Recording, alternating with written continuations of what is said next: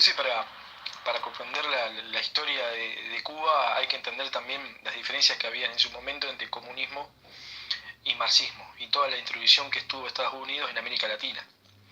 Recordemos que para un país como Estados Unidos, tener a 30 millas a Cuba en un sector comunista bajo un contexto de la Guerra Fría después de la Segunda Guerra Mundial, a partir de 1946, que las grandes potencias se dividieron la mitad de Europa, era inaudito para en ese entonces, como se le llamaba, y esto es importante recordarlo, los norteamericanos le decían a Cuba su cabaret, era el cabaret de Estados Unidos, porque estaban los casinos, estaba todo lo que era el juego, inclusive mucha diversión, hasta la Fórmula 1 llegaba a ir ahí. Recuerdan cuando se secuestra a Fangio en el gobierno nefasto de Anastasio Somoza.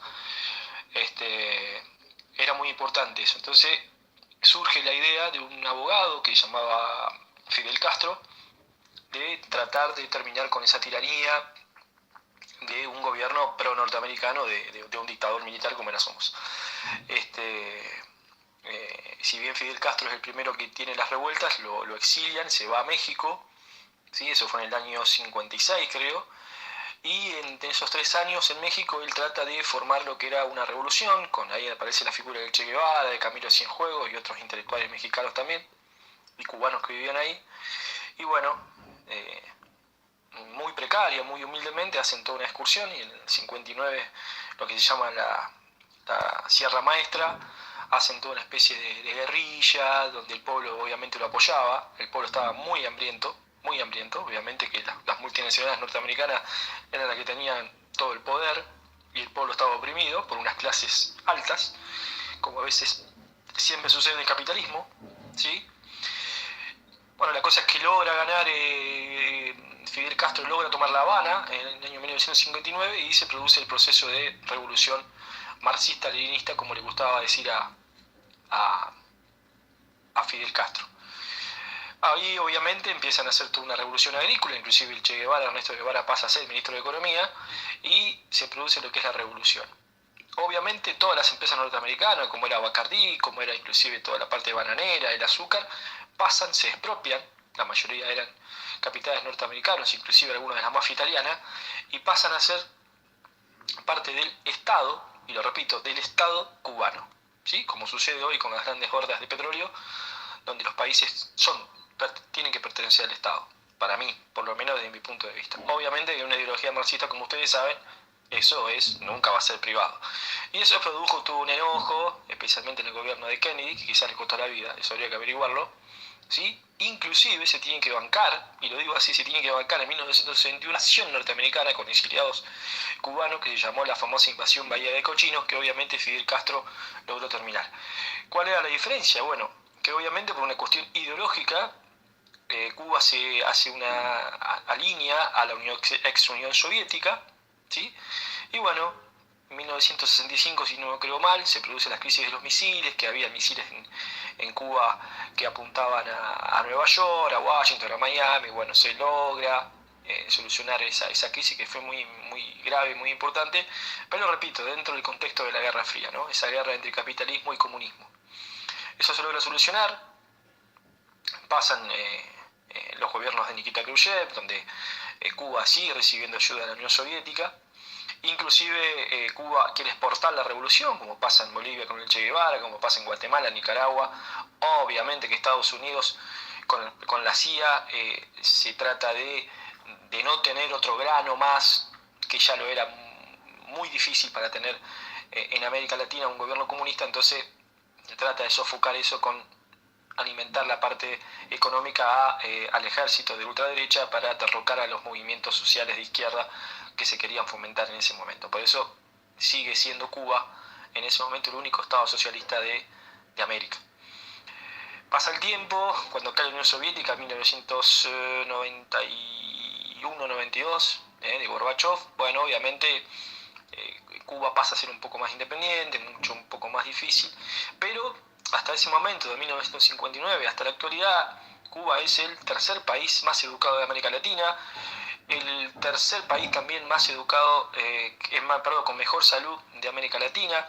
Hay una pobreza que obviamente la tiene que haber, porque estamos hablando de una... No nos olvidemos que Cuba es un país que no tiene muchos recursos naturales. El turismo, puede ser la caña de azúcar, y nada más, no hay mucho. Y el ron, bueno, creo que ya es una bebida. Entonces el sistema cubano, obviamente que logra avances en la educación y en la salud. Con respecto al tema que seguramente muchos van a decir que no hay elecciones, ojo con Cuba, en Cuba hay elecciones. Si bien es un partido único, y eso no se discute, y eso se puede criticar si ustedes quieren, en Cuba se eligen representantes, siempre del Partido Comunista Cubano, pero se reemplazan alcaldes, se reemplazan municipalidades, se reemplazan gobernaciones, no son siempre los mismos. En una asamblea general el Partido Comunista cada 4 años se reúne. ¿Sí? Obviamente que hoy por hoy está viviendo mucho el turismo, y bueno, la exportación sigue viviendo, pero bueno, es una también de las ciudades con menos problemas con la delincuencia. Recordemos que el Estado cubano, no solamente en la salud y la educación, sino también en la seguridad social, sino también en los alimentos, todo, maneja un cierto bienestar. Obviamente que debe tener problemas como todos los países. No estamos hablando de un país nórdico, no estamos hablando de un país rico, estamos hablando de un país del Caribe, de la isla más grande del Caribe, que trata de subsistir y vivir. Nada más que eso. ¿Cuáles son las críticas que le podemos hacer? Y puede haber que no haya una apertura democrática. Ahora, con una apertura democrática, teniendo Estados Unidos tan cerca, ¿ustedes no creen que sería una presa fácil?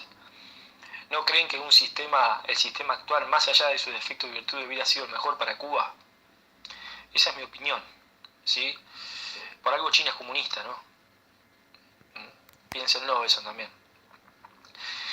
A veces, cuando vos tenés monstruos tan grandes, tenés que enfrentarlos de otra ideología.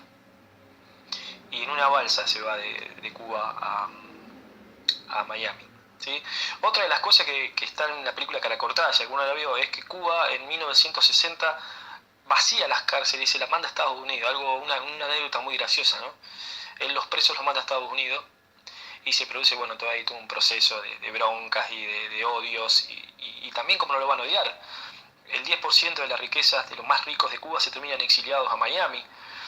De acuerdo con algunas cosas del sistema, no todas, creo que con respecto a la salud y la educación es indiscutible. Cuba también no hay mortalidad infantil, la natalidad infantil se cuida, no hay enfermedades, por lo menos como puede ser el dengue, como puede ser el sarampión, enfermedades que obviamente están erradicadas solamente en Cuba, no en Haití, que está a 700 millas y es un desastre. Entonces habría que aprender un poco más del sistema cubano, al menos de la seguridad social, ¿sí? Y a veces hay que ver, no sé si necesitan los jabones o los relojes, como dicen que mucha gente está en los hoteles y se vuelven locos. Uno se vuelve loco de lo que no tiene. Yo acá veo gente que se tira de cabeza a los kiwi, pero porque acá no hay kiwi. Entonces creo que por personas que han viajado, el cubano se lo ve feliz, se lo ve alegre, con defectos y con virtudes como podemos tener todos ciudadanos en cualquier país. Ningún país es la perfección. Estados Unidos no es la perfección. En Estados Unidos vos tenés que elegir la pierna que te operás porque no tenés seguro social. Ejemplo. Y mucha gente va a Cuba a salvarse la vida también. Quizás esa misma gente que critica el sistema. Un poco largo, pero un resumen para defender una idea que bueno, que creo que es válida, o ha sido válida por mucho tiempo también. Saludos.